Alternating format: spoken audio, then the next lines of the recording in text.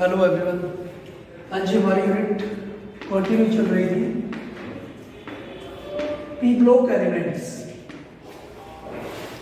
P block elements में हमने किया था SO2 sulphur dioxide, sp2 hybridisation आ रही थी और पी पाई और डी पाई मल्टीपल बॉन्ड बना रहा था। ठीक है, फिर उसकी कुछ प्रॉपर्टीज करनी थी कि ये ऑक्सीडाइजिंग एजेंट का भी काम करता है और रिड्यूसिंग एजेंट का भी काम करता है, क्योंकि जो SO2 में सल्फर की ऑक्सीडेशन स्टेट होती है +4, तो ये +2 की फॉर्म में भी एग्जिस्ट कर सकता था और +6 की फॉर्म में भी एग्जिस्ट कर सकता था। ठीक है, नेक्स्ट हम करते हैं trioxides SO3 sulphur trioxide. Clear? हाँ जी, स्ट्रक्चर करते हैं सबसे पहले तो according to VSEPR theory lone pair इसमें होंगे valency of central atom minus charge on surrounding atom by 2। Lone pair है इसमें 0, एटम अटैच है 3, तो स्टेरिक नंबर होगा 0 + 3 स्टेरिक नंबर होगा। या फिर मैं लिख सकता हूं sp2 हाइब्रिडाइजेशन। और क्योंकि कोई भी लोन पेयर नहीं है, कोई भी लोन पेयर प्रेजेंट नहीं है, जिससे कि इसका एंगल कम हो जाए। ठीक है, बॉन्ड एंगल सेम रहेगा जो sp2 में होता है 120 डिग्री। ठीक है, 120 डिग्री इसका बॉन्ड एंगल होगा। और क्योंकि लोन पेयर प्रेजेंट नहीं है और ये जो मॉलिक्यूल है वो सिमेट्री होती है इसके पास।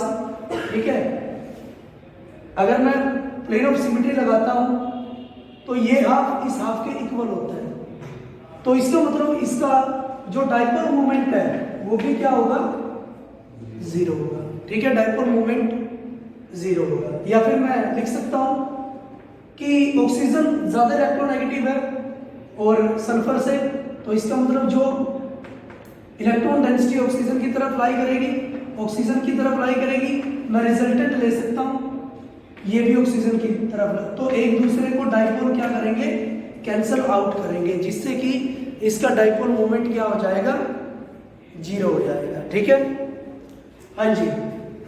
अगर मैं बॉन्डिंग की बात करता हूं SO3 में,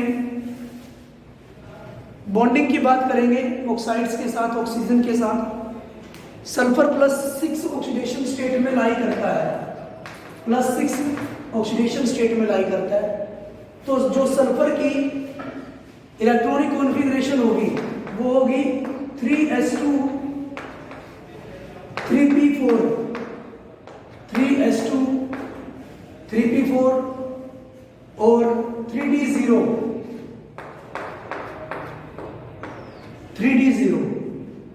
इसके पास वैकेंट 3d ऑर्बिटल प्रेजेंट होती है। तो फर्स्ट एक्साइटेड स्टेट मैं देखता हूं, फर्स्ट एक्साइटेड स्टेट में इलेक्ट्रॉनिक कॉन्फ़िगरेशन होगी 3s2 3p3 एंड 3d1, लेकिन यहां से +4 ऑक्सीडेशन स्टेट इसकी शो होती है, तो मुझे क्या करना पड़ेगा, एक इलेक्ट्रॉन को और क्या करना पड़ेगा, ट्रांसफर करना पड़ेगा। क्लियर है? और इलेक्ट्रॉनिक कॉन्फ़िगरेशन आई 3s में 1, 3p ऑर्बिटल में 3 इलेक्ट्रॉन एंड 3d ऑर्बिटल में 2 इलेक्ट्रॉन। ठीक है, हाँ जी, एक्साइटेड स्टेट ऑफ सल्फर ये मेरे पास आ गया। हाँ जी, क्योंकि d ऑर्बिटल में 2 अनपेयर्ड इलेक्ट्रॉन प्रेजेंट है, तो एक बात तो तय है कि ये 2 p पाई d पाई मल्टीपल बॉन्ड बनाएगा। अगर d ऑर्बिटल में जैसे SO2 में एक इलेक्ट्रॉन प्रेजेंट होता था d ऑर्बिटल में, तो उसने एक p पाई d पाई मल्टीपल बॉन्ड बनाई थी। और अगर 2 इलेक्ट्रॉन प्रेजेंट है SO3 में, तो ये 2 p पाई d पाई मल्टीपल बॉन्ड बनाता है। और किस तरह से बनाता है, ऑक्सीजन है 2s2, 3 ऑक्सीजन इसके पास प्रेजेंट है, 2s2 2p4, 2s2 2p4 एक ऑक्सीजन हो गया। हाँ जी, second oxygen 2s2 2p4, 2s2 2p4 and third oxygen होगा 2s2 2p4, 2p4 ये थर्ड ऑक्सीजन है। हाँ जी, एक इसके साथ बॉन्ड हो गई, इसके साथ बॉन्ड हो गई, एक ऑक्सीजन की अनपेड इलेक्ट्रॉन। हाँ जी, सेकेंड ऑक्सीजन है, एक बॉन्ड इसके साथ हो गई, एक बॉन्ड इसके साथ, ठीक है, डी ऑर्बिटल के साथ। थर्ड ऑक्सीजन है, एक बॉन्ड इसके साथ कंबाइन हो गया, एक बॉन्ड इसके साथ। तो इसका मतलब ये एक तो पी पाई मल्टीपल बॉन्ड कैरी करता है, हम इसको बोल सकते हैं 6 बॉन्ड ये बना रहा है, 6 सिंगल बॉन्ड बना रहा है, या फिर 3 मल्टीपल बॉन्ड बना रहा है, ठीक है। मल्टीपल मीन्स या तो 2 या 3, ठीक है। 3 डबल बॉन्ड बना रहा है या 3 मल्टीपल बॉन्ड बना रहा है। तो मैं लिख सकता हूं, क्योंकि 2 अनपेयर्ड इलेक्ट्रॉन इसके डी ऑर्बिटल में भी प्रेजेंट है, तो जो SO3 का स्ट्रक्चर होगा ऑक्सीजन के साथ वो होगा 3 तो इसके पास मल्टीपल बॉन्ड प्रेजेंट होगी, उनमें से 2 होंगी पी पाई मल्टीपल बॉन्ड और एक होगी पी पाई मल्टीपल बॉन्ड। क्लियर है? 2 तो पी पाई मल्टीपल बॉन्ड होंगी, हाँ जी, और एक पी पाई मल्टीपल बॉन्ड प्रेजेंट होगी, ठीक है। तो इसका मतलब जो SO3 है उसके रेजोनेटिंग स्ट्रक्चर बन सकते हैं, ठीक है। हाँ जी, इस ऑक्सीजन के साथ भी पी पाई बॉन्ड बना सकते हैं, पी पाई मल्टीपल बॉन्ड इस ऑक्सीजन के साथ भी बना सकता है, और जो बाकी 2 ऑक्सीजन है उनके साथ बना सकता है पी पाई बॉन्ड। इस ऑक्सीजन के साथ भी पी पाई मल्टीपल बॉन्ड बन सकती है, पी पाई मल्टीपल बॉन्ड, और बाकी 2 ऑक्सीजन के साथ पी पाई मल्टीपल बॉन्ड बन सकती है, ठीक है। रेजोनेटिंग स्ट्रक्चर इसका हम बना सकते हैं। जो डबल बॉन्ड कैरेक्टर है वो तीनों ऑक्सीजन पर सेम रहेगा, ठीक है। रेजोनेटिंग स्ट्रक्चर, हाँ जी। नेक्स्ट हम बोल सकते हैं molecule of SO3 are held by weak van der Waals forces of attraction, क्योंकि इसका जो डाइपोल मूवमेंट है वो तो 0 होता है, मींस डाइपोल मूवमेंट 0 है, तो इसके बीच फोर्स ऑफ अट्रैक्शन क्या होगी? वैन डर वाल होगी, क्योंकि ये नॉन पोलर मॉलिक्यूल बन चुका है, ठीक है। So it exist in gaseous molecule, तो इसका मतलब ये गैसियस की फॉर्म में एग्जिस्ट करता है, गैसियस की फॉर्म में एग्जिस्ट करता है एट रूम टेम्परेचर, ठीक है। रूम टेम्परेचर पर ये गैसियस की फॉर्म में मिलता है, क्योंकि इसके अंदर weak van der Waals forces of attraction present होता है, ठीक है। In solid state it exist in several modification, कई शेप्स की फॉर्म में मिलता है ये सॉलिड स्टेट में, जैसे साइक्लिक ट्राइमर की फॉर्म में मिलता है। ट्राइमर मीन्स 3 मोनोमर, साइक्लिक और साइक्लिक रिंग, साइक्लिक ट्राइमर, हाँ जी, प्लस 6 ऑक्सीडेशन स्टेट होनी चाहिए और ट्राइमर की फॉर्म में एग्जिस्ट करना चाहिए, ठीक है। तो मैं लिख सकता हूं सल्फर, इस तरह से मैं इसको लिख सकता हूं, double bonded oxygen plus 6 oxidation state इसकी कैरी करनी चाहिए, सल्फर पर होनी चाहिए। हाँ जी, साइक्लिक रिंग हम बना सकते हैं, साइक्लिक ट्राइमर की फॉर्म में एग्जिस्ट करता है सॉलिड फॉर्म में, ठीक है, सॉलिड स्टेट में। हाँ जी, एक SO3 मॉलिक्यूल हो गया, दूसरा SO3 मॉलिक्यूल हो गया एंड थर्ड SO3 मॉलिक्यूल, और जिसकी ऑक्सीडेशन स्टेट +2 +2 +1 +1 +6 होगी, ठीक है। +6 ऑक्सीडेशन स्टेट है और साइक्लिक ट्राइमर की फॉर्म में एग्जिस्ट कर रहा है, ठीक है। हाँ जी, लीनियर पॉलीमेरिक चेन की फॉर्म में एग्जिस्ट कर सकता है, लीनियर पॉलीमेरिक फॉर्म या चेन फॉर्म में एग्जिस्ट कर सकता है, चेन फॉर्म में एग्जिस्ट ये कर सकता है।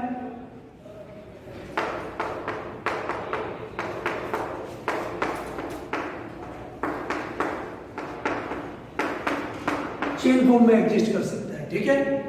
हाँ जी, +6 ऑक्सीडेशन स्टेट है, 2 बॉन्ड तोड़ोगे तो +2 ऑक्सीडेशन स्टेट, +1 ऑक्सीडेशन स्टेट और +1 ऑक्सीडेशन स्टेट मींस +6 की फॉर्म में एग्जिस्ट करता है, ठीक है।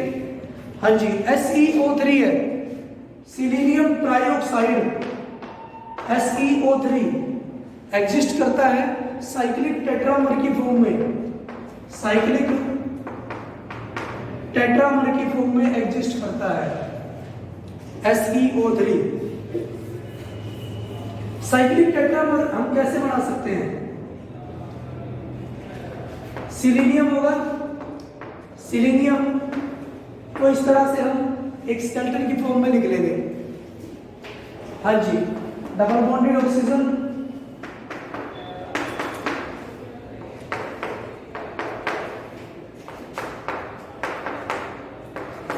हाँ जी, एक एक ऑक्सीजन इसमें क्या होगा, कॉमन होगा, तो ये आ गया मेरे पास SeO3 टेट्रामर, टेट्रामर की फॉर्म में, ठीक है। एक SeO3 molecule, SeO3 and SeO3, ठीक है, 4 मोनोमर साइक्लिक फॉर्म में एग्जिस्ट करते हैं, क्लियर। हाँ जी, नेक्स्ट हम बात करते हैं reactivity towards halides, reactivity towards halides. Oxygen के साथ रिएक्शन में हमने पढ़ा है डाइऑक्साइड्स एंड ट्राइऑक्साइड्स। अब हम करते हैं हैलोजेंस के साथ रिएक्शन, हैलोजेंस के साथ रिएक्शन,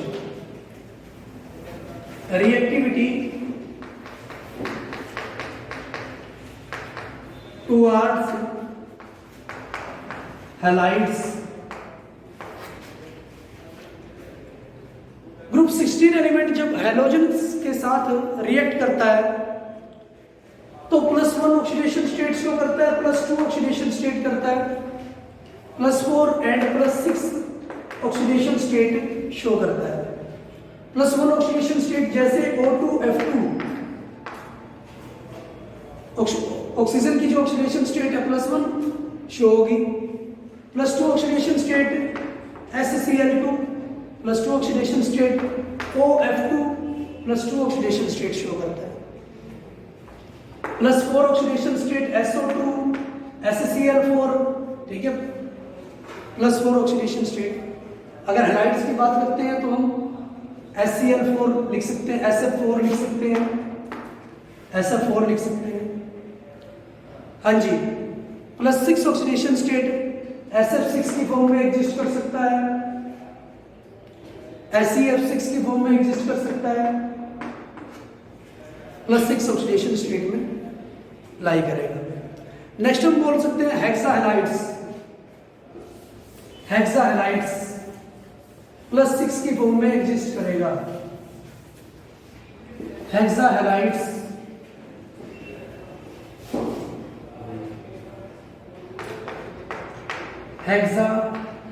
हेक्साहैलाइड्स एग्जाम्पल है SF6, SF6 only fluorine forms हेक्साहैलाइड्स, केवल फ्लोरीन ही हेक्साहैलाइड बनाता है, ठीक है। जैसे SF6, SeF6, TeF6 और डाउन द ग्रुप जो हेक्साहैलाइड्स है उसकी स्टेबिलिटी क्या हो जाती है, डिक्रीज होगी, ठीक है।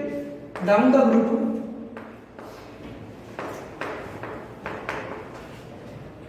Overlapping, down the group size बढ़ रहा है, फ्लोरीन का साइज छोटा है क्योंकि सेकंड पीरियड एलिमेंट है, तो ओवर ओवरलैपिंग क्या हो जाएगी, डिक्रीज हो जाएगी। ठीक है, down the group size increase हो जाएगा और overlapping between EX bond decrease हो जाएगी और जो स्टेबिलिटी है, स्टेबिलिटी क्या हो जाएगी, डाउन द ग्रुप डिक्रीज हो जाएगी। क्लियर है, स्टेबिलिटी डिक्रीज हो जाएगी। नेक्स्ट क्वेश्चन बोला why SF6 doesn't hydrolysed whereas SF4 readily hydrolysed. बहुत ज्यादा इंपॉर्टेंट क्वेश्चन कि SF6 को हम हाइड्रोलाइज नहीं कर सकते लेकिन SF4 को हम हाइड्रोलाइज कर सकते हैं, ऐसा क्यों? SF6 H2O के साथ रिएक्शन नहीं करता या हाइड्रोलाइज नहीं कर सकते, लेकिन SF4 H2O के साथ रिएक्शन कर सकता है। ठीक है, SF4 क्यों हाइड्रोलाइज हो जाता है? क्लियर है? हाँ जी, HF प्लस SO2 ये आ गया मेरे पास। तो सबसे पहले तो हम स्ट्रक्चर निकालते हैं SF6 का। अकॉर्डिंग टू मोसेप्पर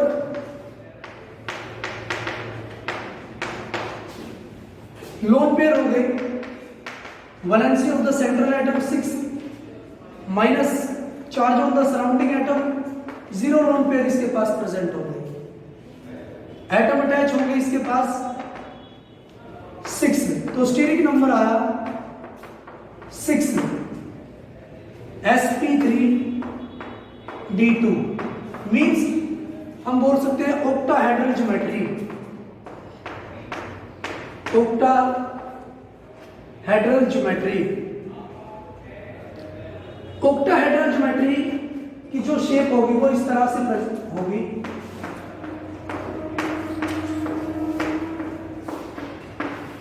हाँ जी,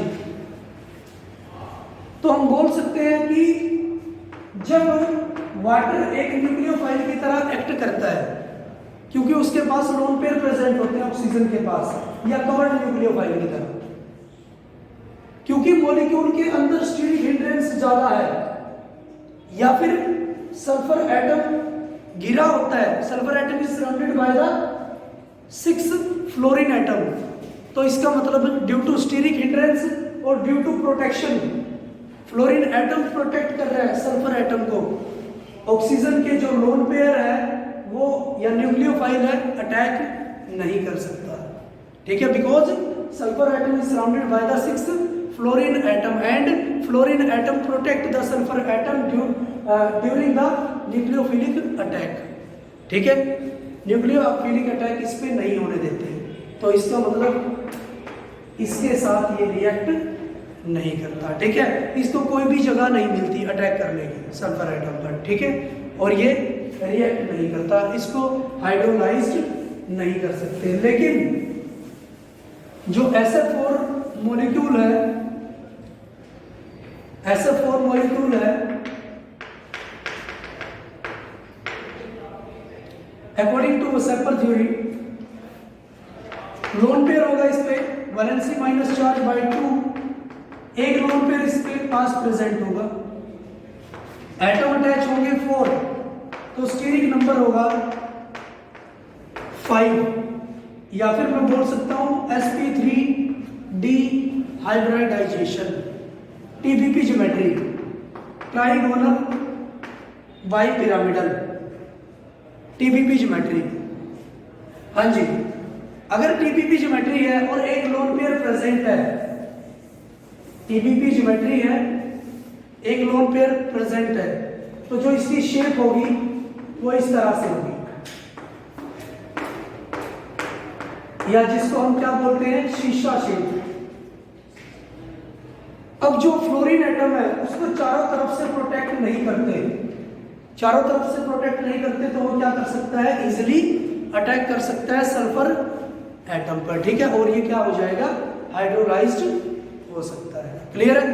क्योंकि SF6 में तो फ्लोरीन एटम चारों तरफ से उसको प्रोटेक्ट कर रहे थे, बट इसमें चारों तरफ से इसको प्रोटेक्ट नहीं करते और इजिली अटैक पॉसिबल हो सकता है, और SF4 हाइड्रोलाइज्ड हो सकता है और SF6 हाइड्रोलाइज्ड नहीं हो सकता, ठीक है। हाँ जी, डाउन द ग्रुप अगर हम बात करते हैं SF6, SEF6, TEF6, down the group size हमारे पास बढ़ रहा है, ठीक है। अगर मैं रिएक्टिविटी की बात करता हूं डाउन द ग्रुप, तो रिएक्टिविटी क्या होगी, इंक्रीज होगी। क्यों? Down the group size increase हो रहा है ग्रुप 16 एलिमेंट का, और साइज इंक्रीज हो रहा है तो overlapping between EX bond decreases, और अगर ओवरलैपिंग डिक्रीज कर रही है तो स्टेबिलिटी भी डिक्रीज कर रही है, स्टेबिलिटी डिक्रीजेस, एंड